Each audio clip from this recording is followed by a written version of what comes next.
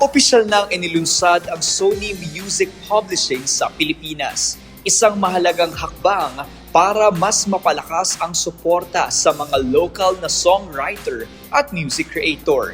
Kabilang sa mga global icons ng grupo sina Elvis Presley, The Beatles, Olivia Rodrigo at BTS. Sa Pilipinas naman, bahagi ng kanilang roster sina Clara Benin, Demi, DWTA, Ben at pati sina Justin, Josh at Pablo ng SB19. Sa isinagawang official launch, ibinahagi nila ang kanilang layunin na gawing global home ang Pilipinas para sa mga Filipino songwriters.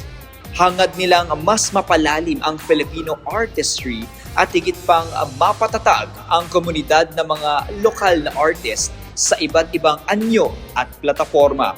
Iginiit din ng kanilang grupo na patuloy nilang isusulong ang Filipino talent sa pandaigdigang entablado upang makilala at mas marinig ang musikang Pilipino sa international stage. Dumalo rin sa naturang paglulunsad sina Pablo ng SB19, si Paolo Benjamin ng Ben na siyang nag-iwan ng kanilang mga mensahe.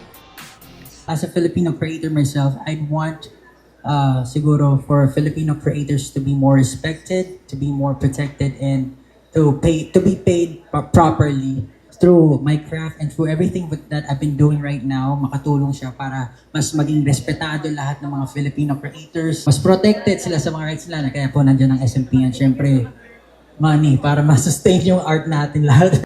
Sana mga future generations will continue to first do it and then do it fearlessly then.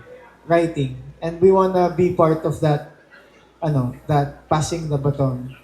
That's the legacy na we wanna leave.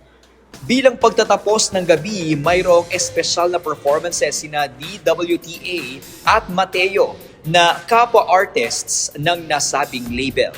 Isang makasaysayang gabi ito na sumisimbolo sa mas malawak na pagbubukas ng pinto para sa mga artistang Pilipino tungo sa mas malaki at mas global na entablado.